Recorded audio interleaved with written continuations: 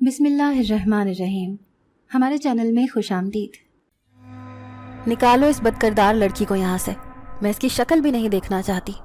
تائی اماں چیخ چیخ کر گھر میں موجود سب لوگوں سے کہہ رہی تھی. تبھی میرے کزن زہیب نے میرا بازو پکڑا اور مجھے دروازے سے باہر دھکا دے دیا. میں روتے روتے دروازہ کھلوانے کی کوشش کرنے لگی، لیکن انہوں نے ظالموں کی طرح دروازہ بند کر دیا تھا. خوف کی ایک تیز لہر میرے وجود میں دوڑ گئی. اتنا تو میں جانتی تھی کہ تائی اماں کی مرضی کے بغیر اس گھر میں کوئی بھی کام نہیں ہوتا. آج انہوں نے مجھے گھر سے نکال دیا تھا تو اس گھر میں کوئی دوسرا فرد ایسا نہ تھا جو مجھے گھر میں واپس بلاتا. جب 1 گھنٹے تک کھڑا ہونے کے باوجود بھی دروازہ نہ کھلا تو ناچار میں اس گلی سے باہر آئی تھی. سب لوگوں کے دروازے بند تھے. بھلا آدھی رات کو اپنے دروازے کس نے کھلے رکھنے تھے؟ میں ابھی آگے جانے کا سوچ ہی رہی تھی کہ اچانک قدموں کی چاپ میرے کانوں میں پڑی. شاید کوئی اسی طرف آ رہا تھا. میں جلدی سے اس گلی میں بنے ہوئے درخت کے نیچے چھپ گئی. میں نہیں جانتی تھی کہ کسی کی نظر مجھ پر پڑے اور وہ گندے ارادے سے میری طرف بڑھے. وہ ایک اوباش سا نوجوان تھا. وہ میرے قریب سے گزر کر چلا گیا. شکر تھا کہ میری عزت اس سے محفوظ رہی تھی. اب مجھے جلد سے جلد آج رات چھپنے کا کوئی ٹھکانہ ڈھونڈنا ہوگا، ورنہ اس بستی کے اوباش نوجوانوں سے میری عزت محفوظ نہیں رہے گی. یہی سوچ کر میں اپنے لیے کوئی جائے پناہ تلاش کرنے لگی.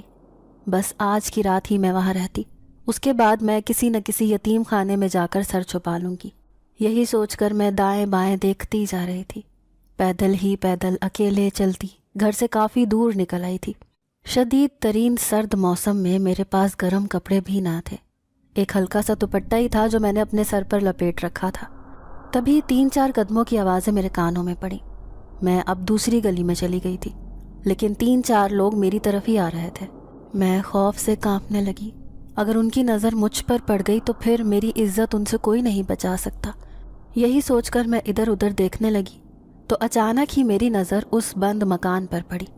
میں نے آؤ دیکھا نہ تاؤ جلدی سے اس گھر کی دیواریں پھلانگ کر اندر کود گئی.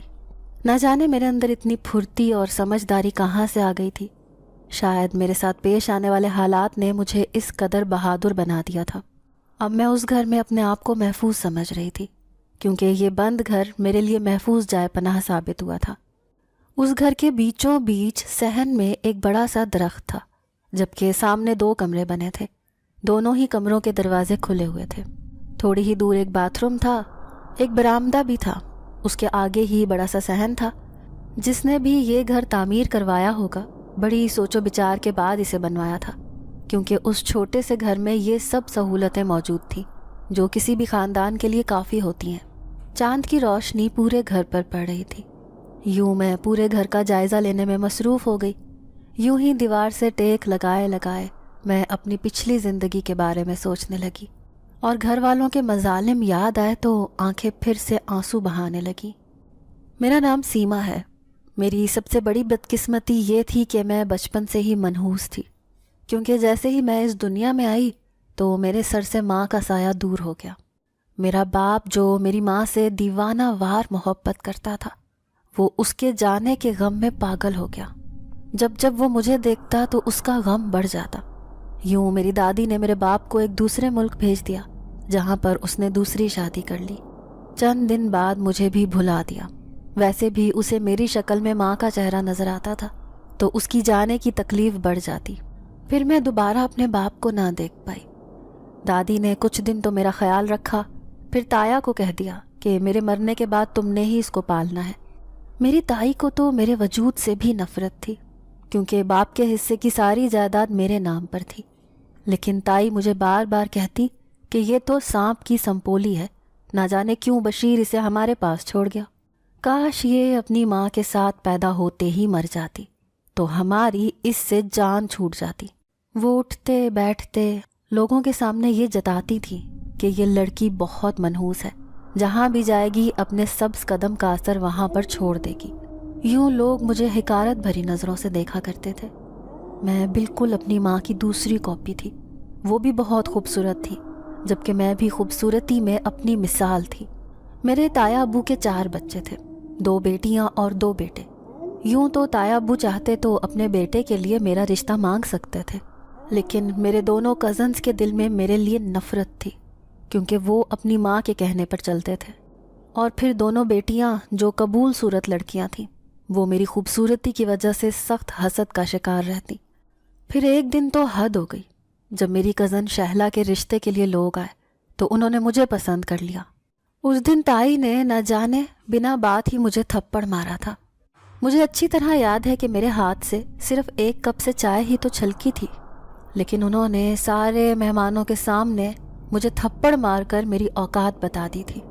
لیکن مہمان بھی جاتے جاتے کہہ گئے کہ ہمیں یہ لڑکی پسند ہے، ہم اسی سے اپنے بیٹے کی شادی کرنا چاہتے ہیں۔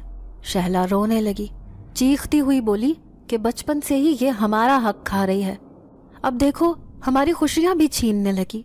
امی آپ اسے ذلیل کر کے اس گھر سے نکال دیں، اب یہ برداشت سے باہر ہو گئی ہے۔ انہیں میرے وجود سے بھی نفرت تھی، میں تو گھر سے باہر قدم بھی نہیں رکھتی تھی۔ نہ جانے کیسے تایا ابو کے کہنے پر انہوں نے مجھے میٹرک تک تعلیم دلوا دی تھی، اور ساتھ والی پڑوسن سے میں نے قرآن پاک کی تعلیم حاصل کر لی تھی۔ اس کے علاوہ تو میں نے زندگی میں کوئی دوست بھی نہیں بنائی تھی۔ گھر کا سارا کام کاج کرنا میری ذمہ داری تھی، میں اپنی ذمہ داری میں کسی سے کوتاہی نہیں برتتی تھی۔ پھر بھی تائی جان میرے کسی بھی کام سے خوش نظر نہ آتی۔ جب بھی وہ کسی شادی وغیرہ پر جا رہے ہوتے تھے تو میرا بھی دل چاہتا تھا کہ میں ان کے ساتھ جاؤں، لیکن کبھی بھی ہمت نہیں ہوتی تھی کہ میں یہ کہہ سکوں کہ میں بھی ان کے ساتھ جانا چاہتی ہوں۔ وہ جان بوجھ کر مجھے اپنے ساتھ لے کر نہیں جایا کرتی تھیں۔ پھر ایک دن جب میں چھت پر کپڑے سکھانے گئی تو میں نہیں جانتی تھی کہ پڑوس میں ایک نوجوان لڑکا مہمان بن کر آیا ہے۔ وہ چھت پر کھڑا ہو کر ارد گرد کا جائزہ لے رہا تھا۔ تبھی اس کی نظر مجھ پر پڑی۔ میرا پورا دھیان کپڑے سکھانے پر تھا، کیونکہ مجھے ابھی دوپہر کا کھانا بھی تیار کرنا تھا۔ جب یہ ایسے محسوس ہوا جیسے کوئی مجھے غور سے دیکھ رہا ہو۔ تبھی میں نے نظر اٹھا کر دیکھا تو سامنے کھڑے نوجوان کو دیکھ کر میری ہوائیاں اڑ گئی تھیں۔ الٹے سیدھے کپڑے سکھا کر میں دوڑی دوڑی نیچے آئی، لیکن پھر نہ جانے اس نوجوان کی کیسے جرت ہو گئی جب اس نے چھت پر خط پھینکنے شروع کر دیے۔ میں اس کی جرت پر حیران رہ گئی۔ مجھے رونا بھی آتا کہ اس لڑکے کو کیا خبر کہ میں کس قدر مشکل سے اس گھر میں رہ رہی ہوں۔ شاید یہ میری مشکلات بڑھانا چاہتا ہے۔ 2-3 دفعہ اس نے ایسی حرکت کی جب وہ یہ حرکت کرتا میری جان نکل جاتی۔ میں جب بھی کپڑے سکھانے چھت پر جاتی یا صفائی وغیرہ کرنے جاتی تو وہ فوراً ہی چھت پر آ جا کرتا تھا۔ پھر ایک دن جب اس نے ایسی ہی حرکت کی تو میں نے اس کے سامنے ہاتھ جوڑ دیے، اشارے سے اسے کہنے لگی کہ خدا کے لیے وہ ایسا کام نہ کرے۔ شاید میری قسمت ہی خراب تھی جب میں نے اپنے پیچھے کھڑی شہلا کو نہ دیکھا۔ اس نے چیختے ہوئے ماں کو بلایا اور پھر سارے گھر والوں کے سامنے کہنے لگی کہ پڑوسی لڑکے سے اشاروں میں باتیں کر رہی تھی۔ ویسے بھی مجھے میری دوست نازیہ نے بتایا ہے کہ یہ دونوں ان قریب گھر سے بھاگنے والے ہیں۔ اس نے اتنا بڑا الزام مجھ پر بنا سوچے سمجھے ہی لگا دیا تھا۔ میں رو رو کر سب کو صفائیاں دے رہی تھی، لیکن تائی اماں تو میری جان کی دشمن بنی ہوئی تھی۔ اس نے اشارے سے اپنے دونوں بیٹوں کو کہا کہ آج اچھا موقع ہے اس سے جان چھڑوانے کا، اپنے باپ کے سامنے اسے جھوٹا ثابت کر دو، اس کے حصے کی ساری جائیداد بھی ہمیں مل جائے گی۔ میں ان کی ساری باتیں سمجھتی تھی۔ جیسے ہی تایا ابو گھر آئے سب لوگوں نے میرے خلاف گواہیاں دینی شروع کر دی۔ شہلا 2-4 لگا کر تایا ابو سے کہنے لگی کہ یہ کس طرح سے کئی دنوں سے اس پڑوسی لڑکے سے چکر چلا رہی ہے، اور ان قریب گھر کے سارے پیسے اور زیورات لے کر یہ اس کے ساتھ بھاگنے والی ہے۔ تایا ابو نے سب کے سامنے میرے منہ پر 2-3 تھپڑ مارے اور پھر بالوں سے پکڑ کر کہنے لگے، بد کردار لڑکی، تیری اتنی ہمت کیسے ہوئی کہ تو ہمیں آستین کا سانپ بن کر ڈسے؟ آخر تو اسی آدمی کا خون ہے جس نے مڑ کر کبھی اپنی ماں بہنوں کی خبر نہ لی۔ آج کے بعد تیری اس گھر میں کوئی جگہ نہیں، اور تیرے حصے کی ساری جائیداد اب ہماری ہے۔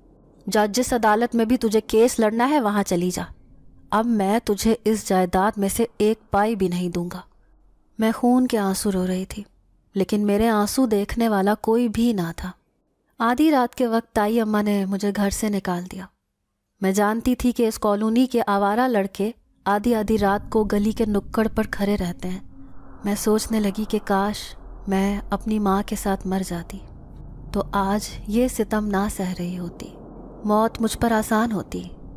دیوار سے ٹیک لگائے لگائے کب میں اس ویران سے گھر میں سو گئی مجھے کچھ پتہ ہی نہ چلا۔ تبھی کسی نے غصے سے میرا کندھا جھنجھوڑا تھا۔ میں ہڑبڑا کر آنکھیں کھول کر اٹھی۔ میرے سامنے ایک خوبصورت نوجوان کھڑا تھا جو غصے سے مجھے دیکھ رہا تھا۔ میں نے فوراً ہی اپنا دوپٹہ سمیٹا اور اسے سر پر اوڑھ لیا۔ وہ کہنے لگا، کون ہو تم لڑکی اور اس گھر میں آنے کی تم نے ہمت کیسے کی؟ اب میں خاموش تھی۔ گھبرا کر کہنے لگی، میں ایک مجبور لڑکی ہوں، گھر والوں نے مجھے گھر سے نکال دیا تھا، اس لیے میں یہاں چھپ گئی۔ وہ غصے سے کہنے لگا، تم جیسی بد کردار لڑکیاں ایسے ہی آدھی رات کو گلیوں میں رلتی پھرتی ہیں، آخر انہوں نے تمہیں کیوں نکالا؟ کوئی تو وجہ ہوگی۔ وہ نفرت سے مجھے دیکھ رہا تھا۔ اس کا نفرت بھرا لہجہ سن کر مجھ میں ہمت نہ ہوئی کہ میں اس سے کچھ کہہ پاتی۔ تبھی گھبرا کر کہنے لگی کہ آپ مجھے کسی یتیم خانے میں چھوڑ دیں، میں وہاں پر رہ لوں گی، پلیز میری مدد کریں۔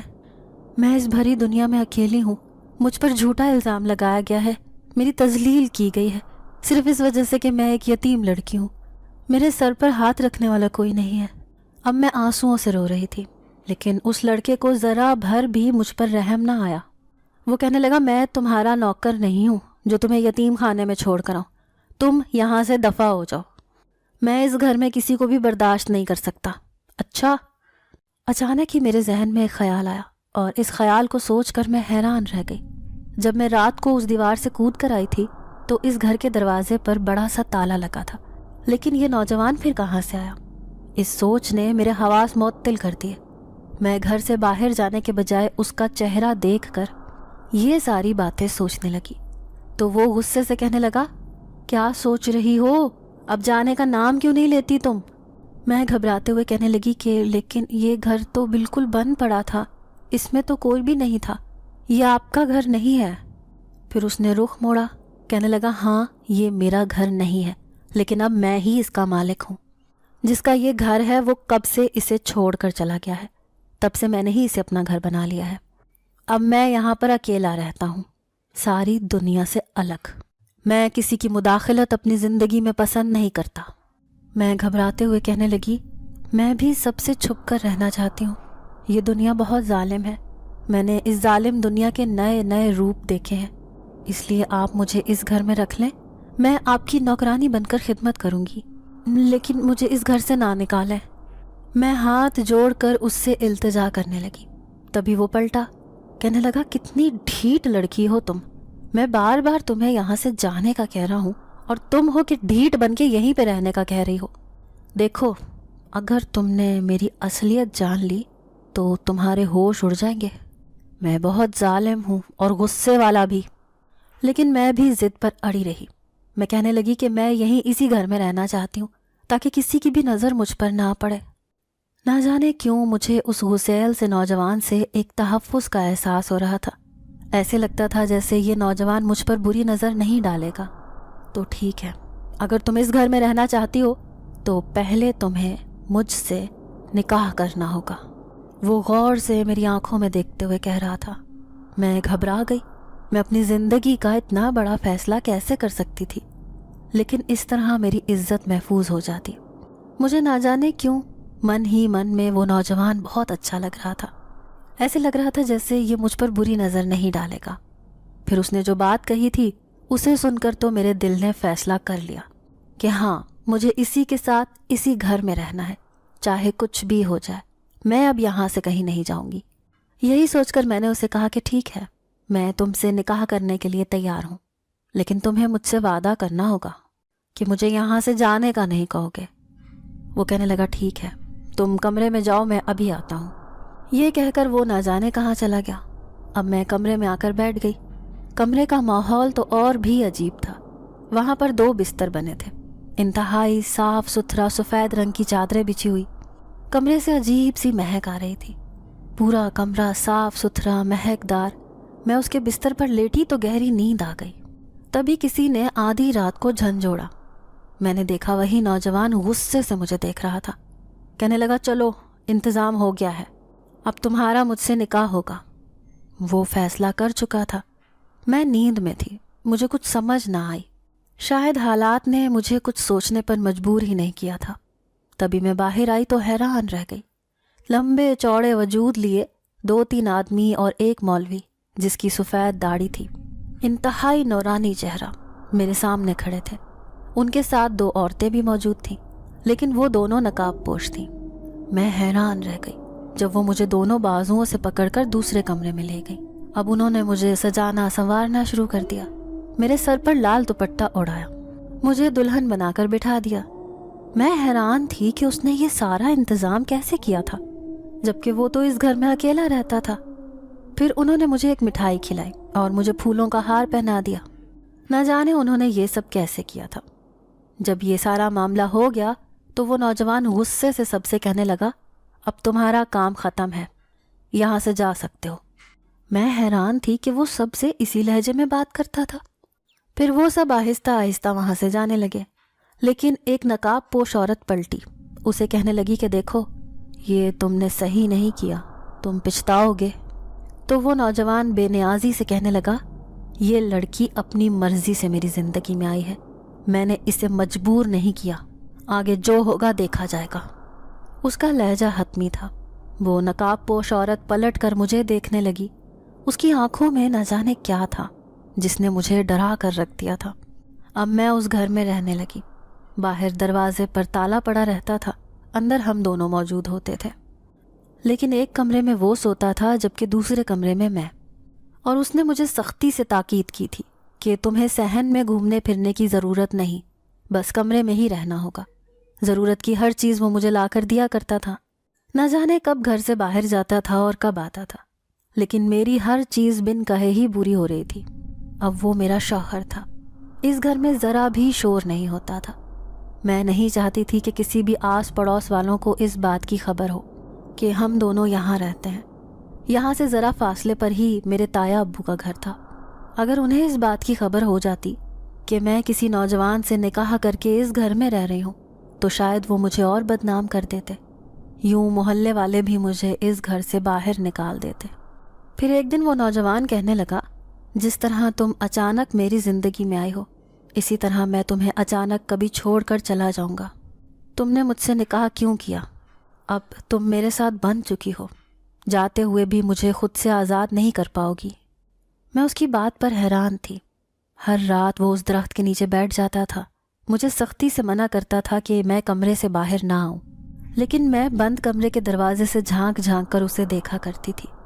मैं देखती थी जब भी वो दरख्त के नीचे बैठा होता, उसके चेहरे पर गुस्से भरे तासुरात होते, जैसे वो किसी खतरनाक चीज़ के बारे में सोच रहा हो। एक दिन मैं हैरान रह गई जब उसने मुझे एक खूबसूरत जोड़ा दिया। वो लाल रंग का खूबसूरत लिबास था। कहने लगा, ये तुम पहन लो क्योंकि तुम्हारा लिबास फट चुका है। ये कहकर वो दूसरे कमरे में चला गया। लेकिन जैसे ही मैं उसे पहनकर बाहर आई तो मैंने देखा कि उसकी आंखें मुझे ही देख रही थी। उसकी निगाहों में मेरे लिए तारीफ थी, लेकिन उस लिबास का काम रात के अंधेरे में खूब चमक रहा था। तभी मैं उससे गुस्से से डर कर पूछने लगी कि तुम ये खूबसूरत सूट कहाँ से लाए हो? देखो इसकी कढ़ाई कितनी खूबसूरत है। तो वो कहने लगा, जानती हो, ये काम सोने और चांदी से बना हुआ है। क्या तुमने कभी ऐसा लिबास पहना है? वो गौर से मुझे देखते हुए कहने लगा। मैं हैरत से बुत बन गई। अगर वो इतना ही अमीर है तो भला फिर इस वीरान और सुनसान घर में अकेला क्यों रहता है? ये वो सवाल थे जो मैं उससे पूछना चाहती थी, लेकिन मेरे अंदर इतनी हिम्मत ना थी। अब मैं चुपचाप बैठी रही, लेकिन हर रात अब मेरे लिए बहुत खूबसूरत थी, क्योंकि वो कभी मेरे लिए खूबसूरत सोने के कंगन, कभी बालियां लेकर आता, कभी उसके हाथ में खूबसूरत गुलाब होता। गर्ज के हर रात वो मेरे लिए एक से बढ़कर एक तोहफा लाने लगा। यूं मुझे अपने शौहर से मोहब्बत होने लगी। मैं उसे अपना दिल दे बैठी थी। वो भी बड़ी नरमी से मुझसे बात करता था। मैं उसकी दी हुई हर चीज़ जमा करती जा रही थी।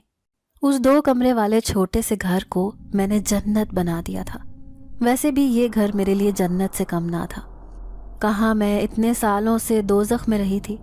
मैंने किसी की मोहब्बत नहीं देखी थी, लेकिन उस गुस्से वाले नौजवान से निकाह करने के बाद तो मेरी ज़िंदगी बदल गई थी। वो बिना कहे ही मेरी हर ख्वाहिश पूरी कर देता था। अगर मेरा लजीज खाना खाने का दिल होता तो उस रात वो ना जाने क्या क्या मेरे सामने रख देता। हम दोनों अलग अलग रहते थे, लेकिन दिल से हम दोनों एक हो चुके थे। اب مجھے اس کی آنکھوں میں دیکھنا اچھا لگتا تھا، کیونکہ اس کی آنکھوں میں میرے لیے مہربانی تھی۔ لیکن ایک رات جب میں سو کر اٹھی تو میرا دروازہ کھول کر 4-5 لوگ اندر آئے۔ میں انہیں دیکھ کر خوف سے تھر تھر کانپنے لگی۔ وہ اجنبی تھے۔ تبھی ایک آدمی کہنے لگا، لڑکی کون ہو تم اور یہاں کیسے رہ رہی ہو؟ یہ گھر تو سالوں سے خالی پڑا ہے۔ میں نے چاروں طرف نظریں گھمائی، میرے سر پر آسمان گر پڑا۔ اس گھر کی حالت انتہائی بوسیدہ اور خراب ہو رہی تھی۔ سارے دروازوں پر زنگ لگا ہوا تھا، بڑے بڑے جالے دونوں کمروں میں لگے ہوئے تھے۔ پرانا فرنیچر جس پر مٹی اٹی ہوئی تھی، ٹوٹا پھوٹا سامان بھی کچن کے فرش پر بکھرا پڑا تھا۔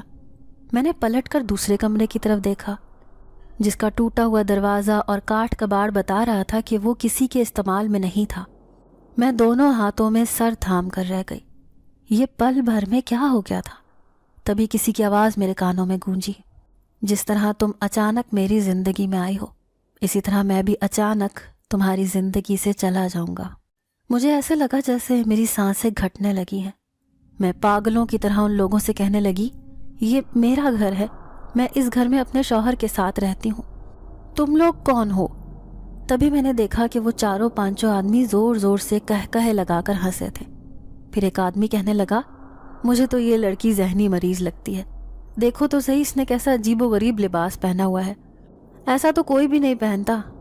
تبھی میں نے اپنے لباس کو دیکھا، وہ ایک چولا سا تھا جو زمین کو چھو رہا تھا، لیکن اس کا کام ویسے ہی چمک رہا تھا جیسے وہ لباس میرے شوہر نے لا کر دیا تھا۔ پھر وہ آدمی کہنے لگا، لڑکی کچھ ہوش کرو، تم نہیں جانتی کیا یہ گھر تو سالوں سے خالی ہے، تم کب سے اس گھر میں رہ رہی ہو اور یہاں پر زندہ کیسے ہو؟ یہ بات ہمیں سمجھ نہیں آ رہی۔ میں ان سب کو یقین دلاتی رہی کہ اس گھر میں اپنے شوہر کے ساتھ پچھلے کئی دنوں سے رہتی آ رہی ہوں، وہ نہ جانے کہاں غائب ہو گیا ہے، کل رات کو تو وہ میرے ساتھ تھا۔ لیکن ان سب کو یہ لگ رہا تھا کہ میرے دماغ کی حالت پر کسی صدمے کا گہرا اثر ہو گیا ہے۔ وہ بار بار مجھ سے پوچھتے رہے کہ میں کون ہوں، کہاں رہتی ہوں، لیکن میں نے خوف کی وجہ سے انہیں کچھ بھی نہ بتایا۔ پھر ایک آدمی کہنے لگا، ہم اسے کسی یتیم خانے یا شیلٹر ہوم میں چھوڑ دیتے ہیں، اس جیسی عورت کا وہاں پر علاج ہوتا ہے۔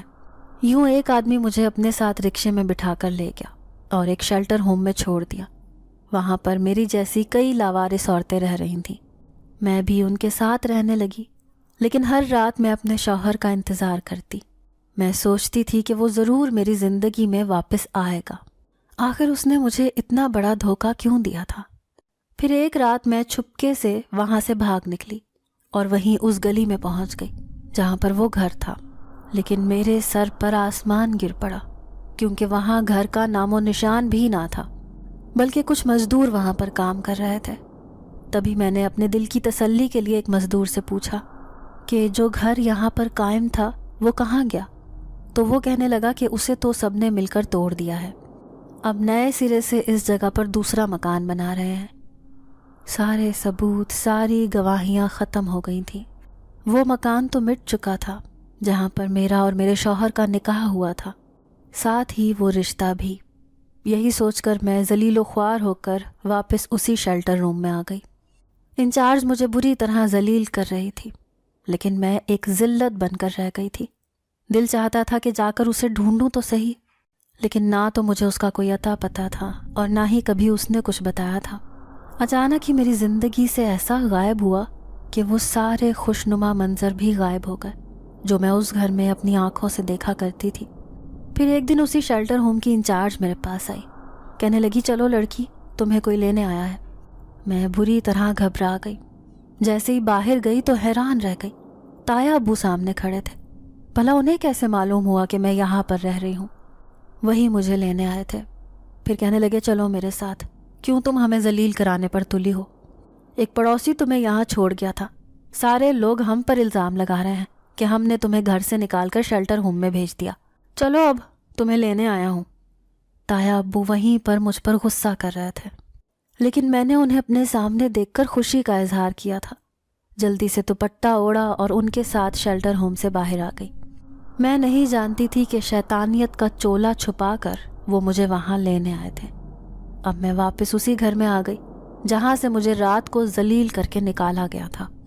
پھر تائی اماں کہنے لگی، لو اس بد کردار لڑکی کو پھر لے کر آ گئے۔ تو تایا ابو کہنے لگے کیا کروں، مجبوری تھی، آخر اس کے دستخط بھی تو چاہیے کاغذات پر، تبھی تو اس کی جائیداد ہمارے نام ہوگی، اب اسے رکھنا ہماری مجبوری ہے۔ میں خاموش اور بے بسی سے انہیں دیکھے جا رہی تھی۔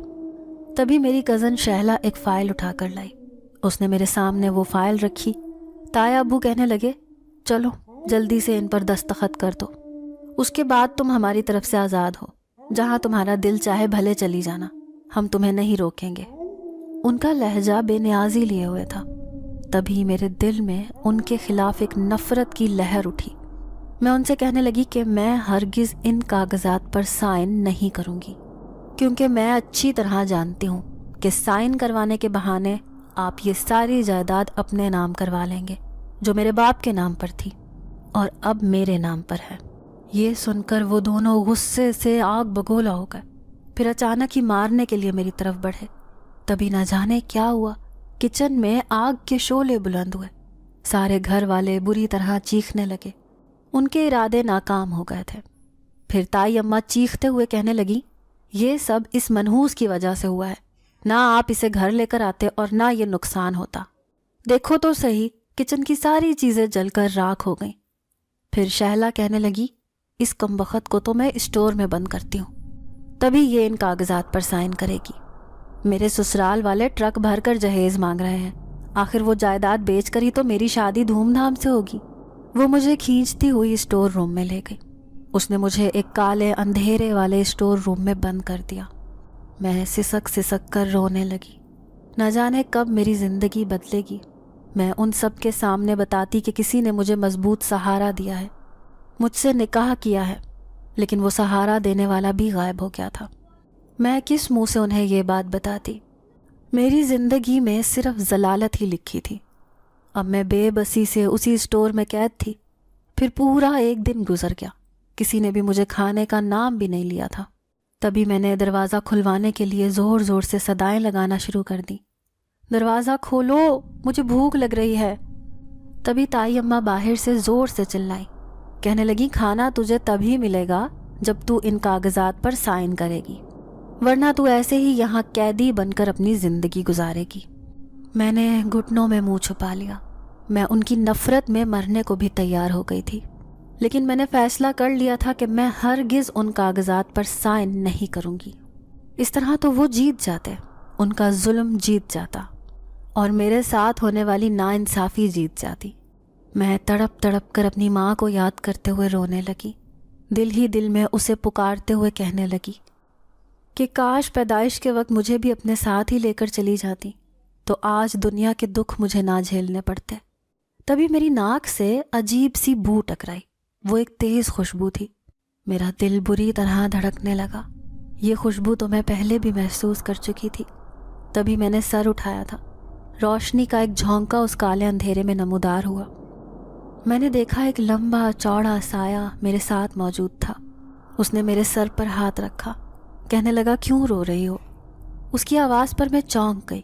یہ کوئی اور نہیں بلکہ وہی تھا جس سے میں نکاح کر چکی تھی۔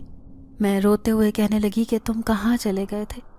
تو وہ اداسی سے کہنے لگا وہیں جہاں پر مجھے جانا تھا، لیکن تمہارے ان آنسوؤں نے مجھے واپس لوٹنے پر مجبور کر دیا۔ اب میں ان تمام لوگوں سے ان آنسوؤں کا ایک ایک حساب لوں گا، کیونکہ میں تم سے محبت کرتا ہوں، لیکن وعدہ کرو کسی سے بھی میرے بارے میں کچھ نہیں بتاؤ گی۔ بس تم خاموشی سے سب دیکھتی رہو، ان لوگوں کے رویے تمہارے ساتھ کیسے بدلتے ہیں۔ اس نے مجھے یقین دلایا تھا۔ ایک بار پھر سے میں نے سہانے خواب دیکھنے لگی۔ اس کے آنے سے مجھے تسلی ہو گئی تھی کہ کوئی میرے ساتھ موجود ہے جو مجھے اس گھر میں ہونے والے ظلم کے ساتھ اکیلا نہیں چھوڑے گا۔ دوسرے دن حیرت انگیز بات ہوئی۔ جب تایا ابو آئے، انہوں نے اسٹور کا دروازہ کھول دیا۔ تائی اماں چیختے ہوئے کہنے لگی یہ تم نے کیا کیا؟ ابھی تو اس کی اور سزا باقی ہے، تم نے اسے کیوں آزاد کیا ہے؟ تو تایا ابو سرگوشی میں کہنے لگے کہ پیر بابا نے مجھے کہا ہے کہ اگر ہم نے اسے قید رکھا تو ہمارے ساتھ کچھ برا ہو جائے گا، اس لیے ہم اسے یوں بند نہیں رکھ سکتے۔ میں جانتی تھی کہ وہ کس کے بارے میں کہہ رہے ہیں۔ اس کالونی میں ایک بہت ہی بڑے پیر بابا رہتے تھے جن کا تایا ابو کے گھر بہت آنا جانا تھا۔ وہ ایک بارش شخصیت کے مالک تھے۔ تایا ابو ان کی ہر بات مانا کرتے تھے، لیکن میں حیران تھی کہ آخر پیر بابا نے میرے بارے میں ایسے کیوں کہا۔ لیکن میں خوش ہو گئی تھی، کچن میں جا کر کھانا ڈھونڈنے لگی، مگر وہاں پر تو سوائے باسی روٹی کے کچھ بھی نہیں پڑا تھا۔ میں بھوک سے اتنی بےتاب تھی کہ اسے ہی پانی میں ڈبو ڈبو کر کھانے لگی۔ تبھی اچانک کسی نے دروازے پر دستک دی۔ تایا ابو نے جیسے ہی دروازہ کھولا تو پیر بابا کا ایک مرید دروازے پر کھڑا تھا۔ وہ کہنے لگا وہ لڑکی جو یتیم ہے اس کے لیے کھانا لے کر آیا ہوں، پیر بابا نے بھجوایا ہے۔ سارے گھر والوں کے چہرے پر حیرت تھی۔ تایا ابو ندامت سے سر جھکا کر کھڑے رہے۔ وہ اس بات پر شرمندہ تھے کہ پیر بابا کو کیسے خبر ہو گئی کہ اس گھر میں رہنے والی یتیم لڑکی باسی روٹی پانی میں ڈبو ڈبو کر کھا رہی ہے۔ پھر اس مرید نے تایا ابو سے کہا کہ اس کھانے کے علاوہ کوئی دوسرا بندہ کھائے گا تو نقصان سے دوچار ہو جائے گا، اسی لیے یہ کھانا اسی لڑکی کے لیے ہے۔ پھر جیسے ہی میں نے وہ کھانا ڈش میں ڈالا، ہر طرف لذیذ کھانوں کی خوشبوئیں اٹھنے لگیں۔ وہ کھانا شاید میں نے زندگی میں پہلی بار کھایا تھا۔ اس کا ذائقہ بے حد لذیذ تھا، لیکن یہ کھانا بالکل ایسا ہی تھا جیسا میں اس گھر میں اس نوجوان کا لایا ہوا کھانا کھاتی تھی۔ سب گھر والے حیرت سے مجھے دیکھے جا رہے تھے۔ شیلا بڑی للچائی ہوئی نظروں سے اس ذائقے دار کھانے کو دیکھ رہی تھی جسے پیر بابا کے آدمی نے سختی سے کسی دوسرے کو کھانے سے منع کیا تھا۔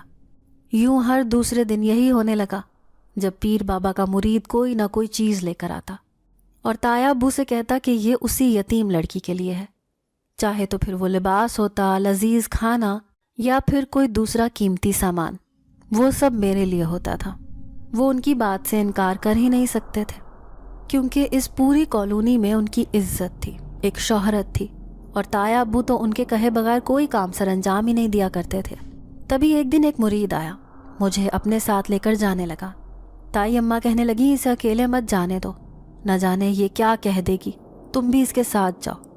لیکن مرید نے سختی سے منع کیا، لال آنکھوں سے کہنے لگا خبردار اس لڑکی کے ساتھ کوئی دوسرا گیا تو، کیونکہ پیر بابا کو یہ لڑکی خواب میں نظر آتی ہے، اسی لیے انہوں نے اسے حاضری کے لیے بلایا ہے۔ اب میں بڑی سی چادر اوڑھ کر اس کے پیچھے پیچھے جا رہی تھی، کافی دور تک اس کے ساتھ چلتی رہی۔ میں اس سے یہ بھی نہ پوچھ سکی کہ پیر بابا کا آستانہ کہاں پر ہے، کیونکہ میں نے کبھی ان کا آستانہ نہیں دیکھا تھا۔ میں گھر سے باہر ہی کب نکلتی تھی، سر جھکا کر اس کے پیچھے پیچھے چلتی رہی۔ احساس ہی نہ ہوا کہ میں ایک بڑے سے جنگل میں پہنچ چکی ہوں جہاں آس پاس کوئی آبادی بھی نہیں ہے۔ یہ مرید مجھے کہاں لے کر آ گیا ہے؟ تب میں نے نگاہ اٹھا کر دیکھا تو میرے پیروں تلے سے زمین نکل گئی۔ یہ تم مجھے کہاں لے آئے ہو؟ تبھی وہ مرید پلٹا، میرے ہوش اڑ کر یہ تو کوئی دوسرا چہرہ تھا۔ مرید نظر آنے والا وہ شخص اچانک کیسے تبدیل ہو گیا تھا؟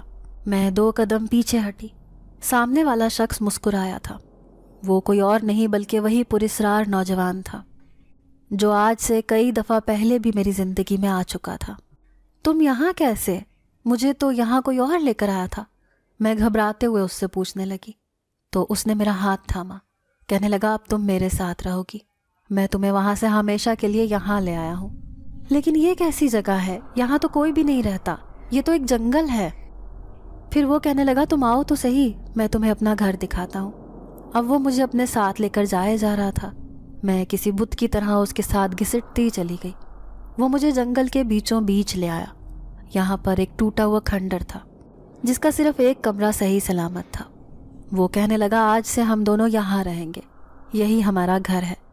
میں چیختے ہوئے کہنے لگی نہیں نہیں، میں اس خوفناک جنگل میں ہرگز نہیں رہوں گی۔ تم ایک دھوکے باز نوجوان ہو، تم پہلے بھی اچانک میری زندگی سے چلے گئے تھے، اس طرح مجھے اس جنگل میں چھوڑ کر پھر دوبارہ چلے جاؤ گے؟ وہ 2 قدم میرے پاس آیا، پراسراریت سے کہنے لگا لیکن میں نے تمہیں تمہارے گھر والوں سے بچایا ہے۔ وہ پیر بابا تو یہاں رہتا ہی نہیں تھا، مرید کی شکل میں آنے والا وہ نوجوان میں ہی تھا۔ میں ہر روپ اختیار کر سکتا ہوں۔ میری حیرت پر کہنے لگا کہ میں نے تمہیں کہا تھا نا، میری اصلیت جانو گی تو تمہارے ہوش اڑ جائیں گے۔ تم بھول نہیں سکتی کہ ہم دونوں کا نکاح ہو چکا ہے۔ اب میں زندگی بھر تمہارے ساتھ رہوں گا، بھلے تم جہاں پر بھی رہو، میں تمہیں کبھی تنہا نہیں چھوڑوں گا۔ آج سے ہم دونوں ساتھی ہیں۔ کیا تم میری اصلیت جاننا چاہتی ہو؟ میں خوف سے کانپنے لگی۔ غصے سے بھرپور نظر آنے والا نوجوان اب کیا راز اگلنے والا تھا؟ پھر اس نے رخ موڑا، کہنے لگا اس پورے جنگل پر میرا قبضہ ہے، میں یہاں کا جن زاد ہوں، جہاں دل چاہتا ہے وہیں پر پہنچ جاتا ہوں۔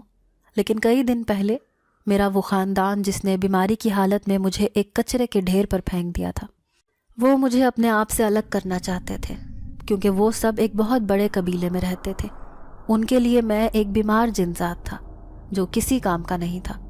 یوں انہوں نے مجھے ایک انسانوں کی دنیا میں پھینک دیا۔ میں بڑی مشکل سے ایک گھر میں رہنے لگا۔ کئی دن گزر جاتے، میں اٹھ کر باہر بھی نہیں جا سکتا تھا۔ انسانوں سے ڈر لگتا تھا کہ کہیں وہ مجھے دیکھ نہ لیں اور پھر مجھ پر عملیات وغیرہ کر کے مجھے اور کمزور اور بیمار نہ کر دیں۔ اب میں اپنی زندگی سے بالکل ہار بیٹھا تھا، لیکن ایک دن حیران رہ گیا جب ایک فقیر میرے دروازے پر آیا۔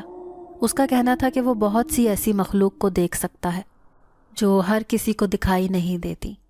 وہ ایک درویش تھا، اس نے گھاٹ گھاٹ کا پانی پی رکھا تھا۔ وہ مجھے پکار رہا تھا۔ میں اس کے سامنے رونے لگا، اپنی بے بسی پر، اپنی بیماری پر۔ اس نے مجھے دلاسا دیا، کہنے لگا میرے پاس ایک ایسی جڑی بوٹی ہے جس کا پانی پی کر تم بالکل ٹھیک ہو جاؤ گے، اور جیسے ہی تمہاری صحت واپس لوٹے گی تم پھر سے اپنی طاقتیں پانے کی کوشش کرنا، کیونکہ کبھی بھی ہمیں ہمت نہیں ہارنی چاہیے۔ یوں اس فقیر کے کہنے پر میں وہ پانی پینے لگا۔ جیسے جیسے میں ٹھیک ہونے لگا ویسے ویسے میں اپنے اندر تبدیلی محسوس کرتا گیا۔ ایک دن ایسا بھی آیا جب میں ایک طاقتور جنات بن چکا تھا۔ اب مجھے کسی کے ساتھ کی ضرورت نہ تھی، لیکن میں اپنے قبیلے کے جنات سے سخت نفرت کرتا تھا۔ میں ان کا سایہ بھی خود پر پڑنے نہیں دینا چاہتا تھا۔ وہ روز میرے پاس آتے، کبھی میرے رشتہ دار، کبھی میرے بہن بھائی، لیکن جس نے برے وقت میں میرا ساتھ نہ دیا تو میں ان کا اچھے وقت میں کیسے ساتھ دے سکتا تھا۔ اس بات نے میرے اندر غصہ بھر دیا۔ نفرت کا ایک طوفان میں اپنے اندر چھپا کر رکھتا تھا۔ پھر ایک دن میری نظر تم پر پڑی۔ میں نے لمحے بھر میں جان لیا تھا کہ تم ایک مظلوم اور یتیم لڑکی ہو، میری ہی طرح اپنوں کی ٹھکرائی ہوئی ہو۔ مجھے ایک طرف تو تم پر غصہ آیا کہ تم کس طرح خود کو کمزور کر سکتی ہو، تو دوسری طرف تم پر ترس آیا۔ میں نے تم سے نکاح کا جھوٹ موٹ کا ڈرامہ کیا تھا، حالانکہ ایک جن ذات بھلا کیسے ایک لڑکی سے شادی کر سکتا ہے۔ میں نے تمہارے لیے وہ دنیا بنائی تھی جس میں تم ہر پل خوش رہا کرتی تھی، لیکن دھیرے دھیرے مجھے احساس ہوا کہ میں تمہارے ارد گرد خوابوں کا ایک جال بن رہا ہوں جو تمہارے لیے خطرناک ہے۔ جب تم یہاں سے باہر نکلو گی تو اور بھی کمزور ہو جاؤ گی۔ یہی سوچ کر میں ایک دن گھر سے غائب ہو گیا۔ سوچنے لگا کہ اب کبھی تمہارے سامنے نہیں آؤں گا، لیکن پھر جب مجھے خبر ملی کہ تمہارے اوپر ظلم و ستم کے پہاڑ توڑے جا رہے ہیں تو میں پھر سے تمہاری زندگی میں آ گیا اور وہاں سے نکال باہر لایا۔ اب تم فیصلہ کرو، تم میرے ساتھ اس خوفناک جنگل میں رہو گی یا پھر اپنوں کے پاس۔ دیکھو، تمہیں اپنے آپ کو اتنا مضبوط بنانا ہوگا کہ تم سب لوگوں کا مقابلہ کر سکو۔ اس کے لیے تمہیں ایک بہادر لڑکی بن کر جانا پڑے گا۔ میں بے بسی سے اسے دیکھتی رہ گئی۔ وہ ایک جن ذات تھا جو ہر بار انسان بن کر میرے سامنے آتا تھا۔ اس کی اصلیت جان کر مجھے دکھ ہوا تھا، کیونکہ میں اس سے محبت کرنے لگی تھی۔ پھر اس نے مجھ سے کہا کہ میں دوبارہ سے اپنے گھر واپس چلی جاؤں، لیکن وہ اس کی مدد کرنے کے لیے وہاں ضرور آئے گا۔ جب میں مشکل میں گرفتار ہوں گی تو وہ فوراً سے ہی وہاں پہنچ جائے گا۔ اس کے اعتماد نے جیسے میرے اندر نئی روح پھونک تھی۔ اب میں جیسے ہی گھر واپس لوٹی، تایا ابو اور تائی اماں میرے ہی انتظار میں کھڑے تھے۔ پھر وہ بے قراری سے کہنے لگے، پیر بابا کیا کہہ رہے تھے تم سے؟ میں گھبرا گئی۔ دل میں خیال آیا کہ میں تو ان کے پاس گئی ہی نہیں تھی۔ پھر جلدی سے بات بناتے ہوئے کہنے لگی کہ وہ پوچھ رہے تھے کہ گھر والے تمہارا خیال رکھتے ہیں یا نہیں، تم پر کوئی ظلم و زیادتی تو نہیں کرتے۔ پھر تایا ابو ڈرے ڈرے لہجے میں کہنے لگے، تو تم نے ان سے کیا کہا؟ تو میں نے ان کی آنکھوں میں آنکھیں ڈالیں اور ان سے کہنے لگی کہ میں نے ان سے کہہ دیا کہ جس طرح اپنے اپنوں کا خیال رکھتے ہیں اسی طرح وہ بھی میرا خیال رکھ رہے ہیں۔ میری بات بہت گہری تھی، میری آنکھوں میں ایک دکھ کی کیفیت تھی، لیکن میں نے ان پر ظاہر نہ ہونے دی اور اسی اسٹور میں چلی گئی۔ لیکن دوسرا دن حیرت انگیز تھا جب سفید لباس پہنے پیر بابا اس گھر میں داخل ہوا۔ انہوں نے کسی سے بھی بات نہ کی، سیدھا مجھے بلانے کا حکم دیا۔ میں نے سر پر دوپٹہ لیا اور ان کے پاس چلی گئی۔ جیسے ہی اس کی آنکھوں میں جھانکا تو اس وجود کے اندر چھپا ہوا جن ذات شرارت سے مجھے دیکھ کر مسکرایا تھا۔ پھر پیر بابا نے میرے سر پر ہاتھ رکھا اور ان سب سے کہنے لگا، آج کے بعد اگر کسی نے بھی اس لڑکی کو ستانے یا تنگ کرنے کی کوشش کی یا اس کے ساتھ کوئی ظلم و زیادتی کی تو پھر میں اس گھر میں رہنے والے ہر شخص سے ناراض ہو جاؤں گا۔ جو لوگ مجھ سے دعائیں کروانے کے لیے آتے ہیں میں ان کے لیے بد دعا کروں گا۔ یہ لڑکی بہت مظلوم اور یتیم ہے۔ میں نے اس کی پچھلی زندگی کی ساری کہانی جان لی ہے، اسی لیے میں چاہتا ہوں کہ اس کے آنے والی زندگی بہت خوبصورت ہو۔ پھر وہ تایا ابو سے کہنے لگا، اس لڑکی کی جتنی جلدی ہو سکے شادی کروا دو، اب تمہارے لیے یہی اچھا ہے۔ مجھے اس کی روشن پیشانی بتاتی ہے کہ بہت جلد اس کی قسمت بدلنے والی ہے، یہ شہر کی سب سے دولت مند لڑکی بن جائے گی۔ تایا ابو کے ہاتھ یہ سب سن کر تھر تھر کانپنے لگے۔ پیر بابا سے معافی مانگتے ہوئے کہنے لگے، مجھے معاف کر دیں بابا، میں ایک نادان انسان تھا، لیکن آپ کی باتوں نے میری آنکھیں کھول دی ہیں۔ آج کے بعد میں اپنے اس بھائی کی مری ہوئی نشانی کے ساتھ کوئی ظلم و زیادتی نہیں ہونے دوں گا۔ یہ کہہ کر انہوں نے میرے سر پر ہاتھ رکھ دیا۔ اس دن کے بعد سے سب لوگوں کا رویہ میرے ساتھ بہت بہتر ہو گیا تھا۔ پھر ایک دن تایا ابو کہنے لگے، اب میں اسے کہیں دور جانے نہیں دوں گا، بلکہ اپنی بہو بناؤں گا۔ کسی کو بھی اس بات پر اعتراض نہ تھا، لیکن بار بار میرے دل میں اسی جن زادے کا خیال آتا تھا جس نے میری خاطر کیا کچھ نہیں کیا تھا۔ سب لوگوں کی نظروں میں میری عزت بنائی تھی، حالانکہ میں تو کچھ بھی نہ تھی۔ آج گھر میں شہنائیاں بج رہی تھیں کیونکہ میری اپنے کزن زہیب کے ساتھ شادی ہو رہی تھی۔ حالانکہ میں دل سے شادی پر رضامند نہ تھی، لیکن پھر بھی میرے دل نے کہا کہ غیروں کے گھر جانے سے بہتر ہے کہ اپنوں کو دوبارہ آزما لیا جائے۔ انہوں نے کیا کچھ نہیں کیا تھا مجھ پر، حتیٰ کہ بدکاری کا الزام لگا کر گھر سے بھی نکال دیا تھا، لیکن آج حالات بدل چکے ہیں۔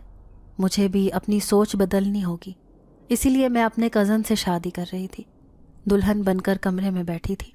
جبھی کوئی چلتا ہوا میرے قریب آیا، میں جیسے ہی پلٹی تو میرے رونگٹے کھڑے ہو گئے۔ یہ وہی جن ذات تھا، اس کی آنکھوں میں آج بھی میرے لیے محبت تھی۔ اس نے میرے سر پر ہاتھ رکھا، کہنے لگا، زندگی میں کبھی بھی میری مدد کی ضرورت ہو تو بس آنکھیں بند کر کے ایک بار مجھے یاد کر لینا، اپنے اس دوست کو بھول مت جانا۔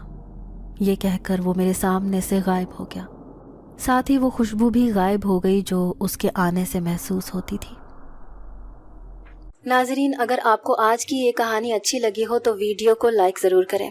اگر آپ کو ایسی دہشت ناک دل کو جکڑ دینے والی کہانیاں پسند ہیں تو ایسی ایک کہانی روزانہ سننے کے لیے ہمارے چینل کو سبسکرائب کریں۔